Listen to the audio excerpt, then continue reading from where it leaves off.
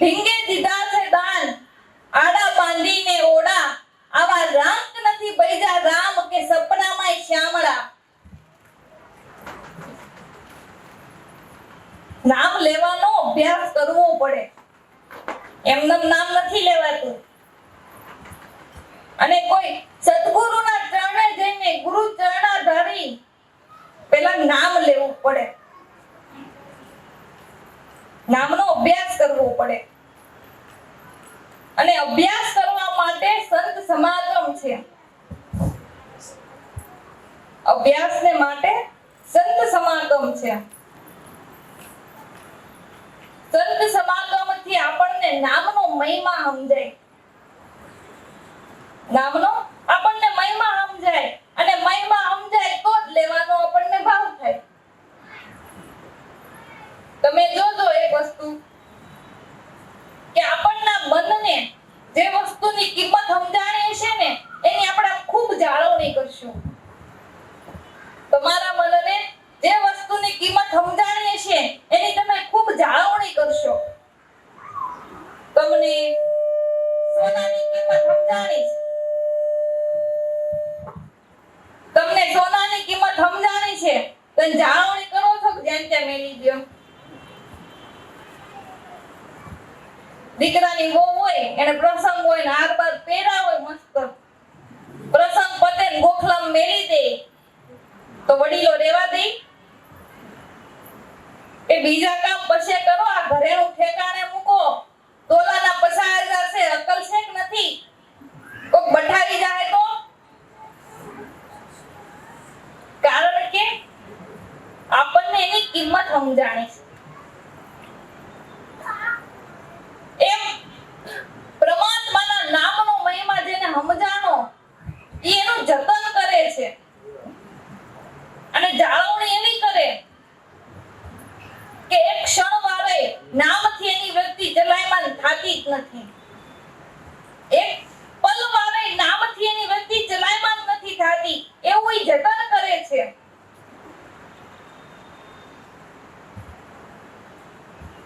વૈષ્ણવના 30 ગુણ કીધા ભાગવતમાં અને પ્રીતમે ગાયું કે અર્ધ નિમિષ મૂકે નહીં નામ એવા જન હરિતણા. અર્ધ નિમિષ મૂકે નહીં નામ એવા જન હરિતણા. એક નિમિષ વારે નામથી એની વ્યક્તિ ચલાયમાન નથી થતી, નામથી એનો તાર નથી તૂટતો, એ ઉત્તમ પ્રકારનો ભક્ત છે. ઈ ઉત્તમ પ્રકારનો ભક્ત છે કે નામથી એની વૃત્તિ વિમુખ થતી જ નથી.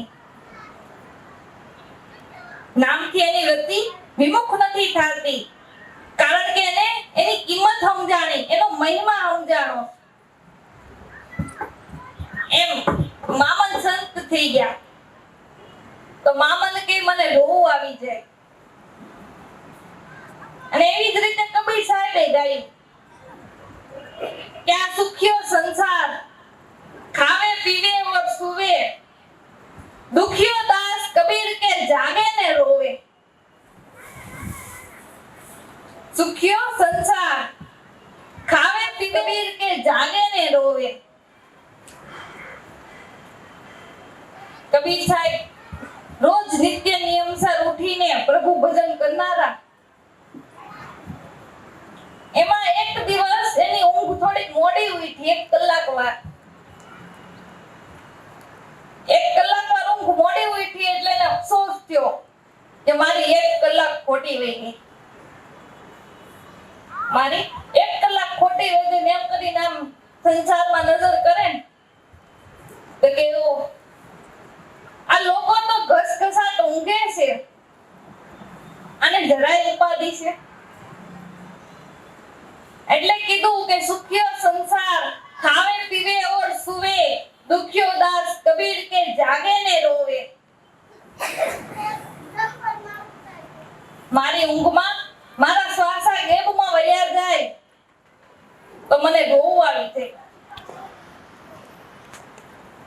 કારણ કે એની કિંમત સમજાણી છે, એનો મહિમા એને સમજાણો, એટલે એવું જતન કરે છે. એટલે ચેતન વેદજો, નહીતર છે રાણી. આપણને એમ થાય ને કે નરસિંહ મહેતાના ભગવાને કેવા કામ કર્યા, એમ થાય ને આપણને કે દીકરાની જાન કેવડી જોઈડી, દીકરીનું મામેરું કેવું કર્યું, એના પિતાનું શ્રાદ્ધ કેવું કર્યું, 52 કામ તો એના મોટા મોટા કર્યા ભગવાને. નરસિંહ મહેતાના ભગવાને 52 કામ મોટા મોટા કર્યા. તો આપણને એમ થાય ને પણ એમનેમ નથી કર્યા, અને રાત ને દી એના નામની કમાણી કરી છે એટલે કર્યા છે. અને રાત ને દી એના નામની કમાણી કરી છે એટલે કર્યા. તમારા બેંક મેનેજર સાહેબ હોય,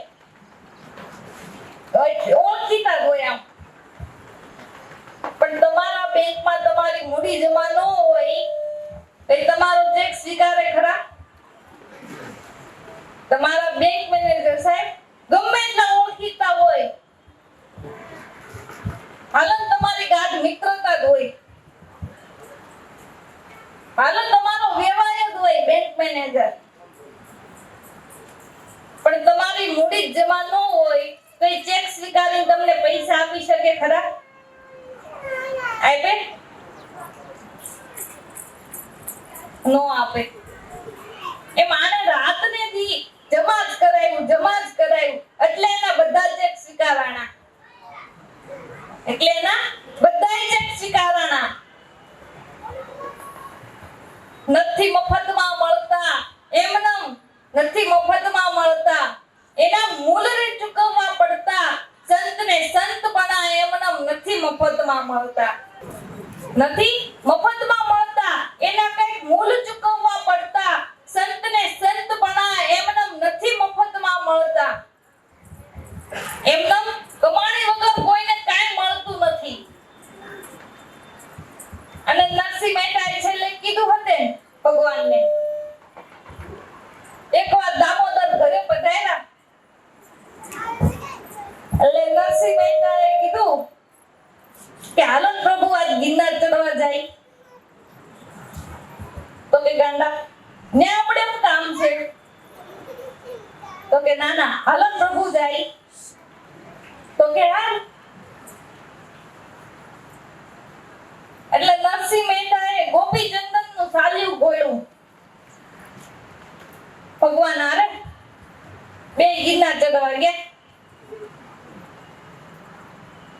અને નરસિંહ મહેતા 2-5 પગથિયા ચડે ને આ બાજુ હારો પાણો ભાળે એટલે ત્યાં તિલક કરે.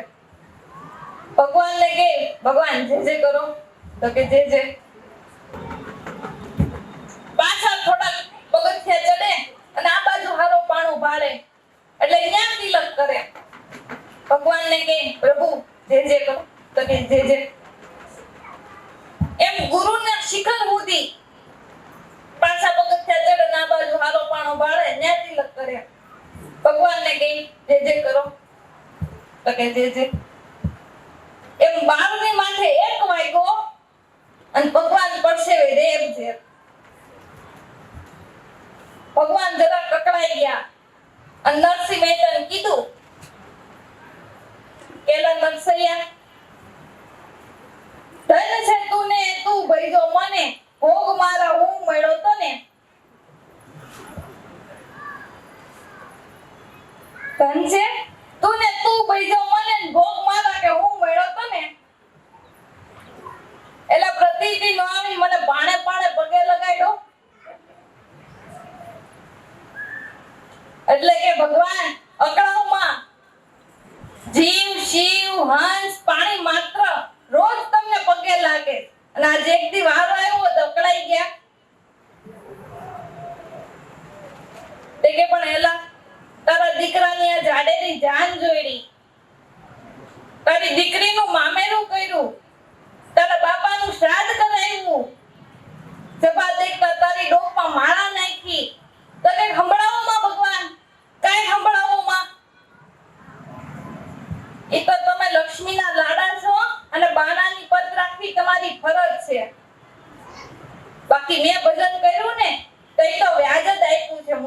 દેવાની બાકી છે.